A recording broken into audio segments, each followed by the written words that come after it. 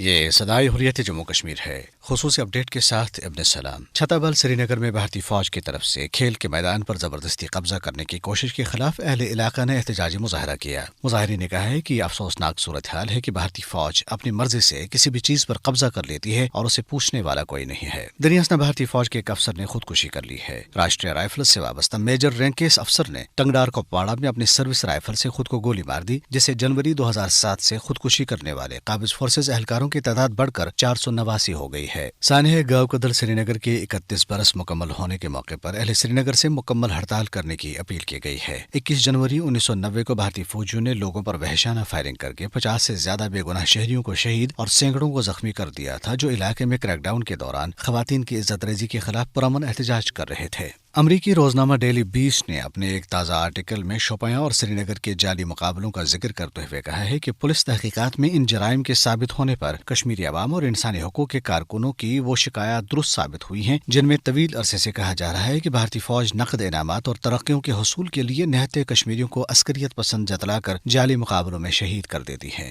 ان واقعات اور شواہد سے ثابت ہوتا ہے کہ بھارت جموں کشمیر پر اپنے جابرانہ تسلط کو برقرار رکھنے کے لیے عالمی قوانین و ضوابط اور انسانی و اخلاقی ضابطوں کی دھجیاں اڑا رہا ہے۔ مبصرین اور انسانی حقوق کے کارکنوں کا کہنا ہے کہ اتنا بڑا اور طویل مجرمانہ ریکارڈ رکھنے پر بھارت عالمی سطح پر کسی مصلحت اور رعایت کا حقدار نہیں رہا اور اس کے خلاف وہی کارروائی ہونی چاہیے جو عالمی مجرموں کے خلاف روا ہے۔ خصوصی اپڈیٹ ختم ہوا۔ بھارت کے غیر قانونی زیر قبضہ جموں کشمیر میں بھارتی فوج کے غیر انسانی فوجی محاصرے کو 18 ماہ ہونے کو ہیں۔ اس دوران وہ کون سی انسانی حقوق کی پامالی اور بین الاقوامی قوانین کی خلاف ورزی ہے جو کہ RSS کی گماشتہ مودی حکومت کی طرف سے نہیں کی گئی؟ کشمیری حریت پسندوں کی جھوٹے مقدمات کے تحت گرفتاریاں، خواتین کی بے حرمتی اور نوجوانوں کا منظم قتل عام ہو یا بین الاقوامی طور پر مسلمہ تنازع کشمیر کی حیثیت کو تبدیل کرنے کے لیے بھارتی غیر قانونی اور غیر جمہوری اقدامات سب کے سب بین الاقوامی قوانین اور اقوام متحدہ کی قراردادوں کی واضح خلاف ورزیاں ہیں، جبکہ انسانی حقوق کے لیے کام کرنے والی بین الاقوامی تنظیمیں پہلے ہی بھارتی چیرہ دستیوں کو اپنی رپورٹس میں بے نقاب کر چکی ہیں جو بھارت کے خلاف عالمی عدالت انصاف میں مقدمات بنانے کے لیے کافی ہیں۔ حیرت کی بات یہ ہے کہ اقوام متحدہ کی سلامتی کونسل کی مستقل نشست کا طلبگار ملک بھارت جس بے شرمی سے اسی سلامتی کونسل کی قراردادوں کو نہ صرف عملاً نظر انداز کر رہا ہے بلکہ اقوام متحدہ کے قیام کے مقصد کے خلاف اقدامات کر رہا ہے، لیکن اقوام متحدہ ہے کہ اس کے خلاف تادیبی کارروائی کرنے کی بجائے خاموش تماشائی بنی بیٹھی ہے، جس سے بھارتی استعماری اور باغیانہ سوچ کو مزید تقویت پہنچ رہی ہے۔ بھارت کی مودی حکومت تمام تر ظالمانہ ہتھ کنڈے استعمال کرنے کے باوجود اہل کشمیر کے جذبہ آزادی اور حق خود ارادیت کی تحریک کے ساتھ وابستگی کو کمزور نہیں کر سکی، کیونکہ یہ ان کا عزم ہے کہ بھارت سے آزادی کے حصول تک چین سے نہیں بیٹھیں گے۔